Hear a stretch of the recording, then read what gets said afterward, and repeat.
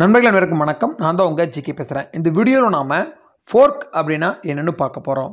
Fork அப்படின்னா என்னென்னு பார்த்தீங்கன்னா, ஒரு மைனர் பீஸை வச்சு, அதாவது வேல்யூ கம்மியாக இருக்கிற ஒரு பீஸை வச்சு நாம் 2 பீஸை ஒரே டைமில் அட்டாக் பண்ணுறதா ஃபோர்க்.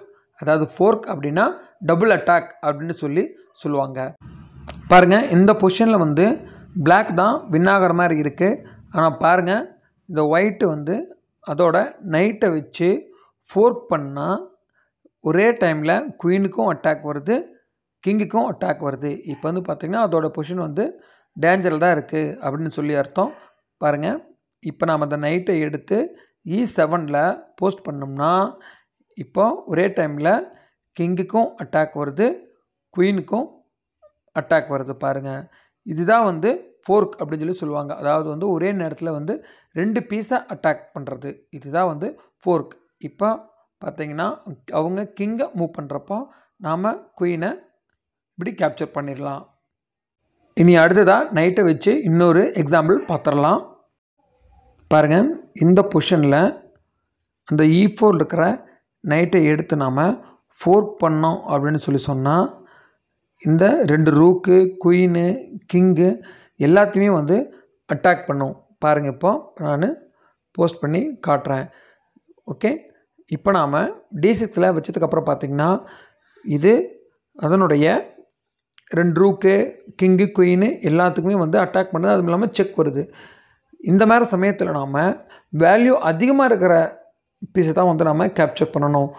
ஓகேங்களா? இப்போ ரூக்கை விட குயின் தான் பவர் அதிகமாக இருக்கிறதுனால அதையே நாம் கேப்சர் பண்ணிக்கலாம்.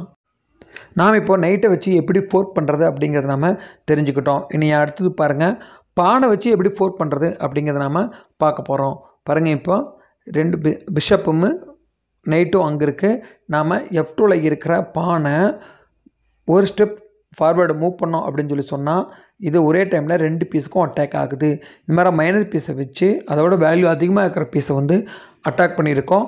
பார்த்திங்கன்னா பிஷப் வேறு வழி இல்லை, அந்த பானை கேப்சர் பண்ணி தான் ஆகணும். அதுக்கப்புறம் மறுபடியும் நாம் அந்த பிஷப்பை கேப்சர் பண்ணிக்கலாம். ஓகே, இந்த மாதிரி பானை யூஸ் பண்ணியும் நீங்கள் டபுள் அட்டாக் பண்ணலாம்.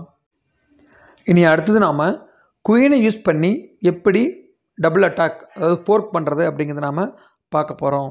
பாருங்கள், A6ல் ரூக் இருக்குது, அதே மாதிரி D8லையும் கிங் இருக்குது. இப்போ நாம் இந்த குயினை எடுத்துகிட்டு D3ல் வச்சோம்னா பாருங்கள், ஒரே டைமில் கிங்குக்கும் அட்டாக் ஆகுது, செக்கு. அதே சமயத்தில் அது A6ல் இருக்கக்கூடிய ரூக்கையும் அட்டாக் பண்ணுது. இப்போ ஒயிட் கிங்கை மூவ் பண்ணதுக்கப்புறம் நாம் அந்த ரூக்கை கேப்சர் பண்ணிக்கலாம். ஓகே, இந்த வீடியோவில் உங்களுக்கு ஃபோர்க் அப்படின்னா என்னென்னு நல்லாவே தெரிஞ்சிருக்கும்.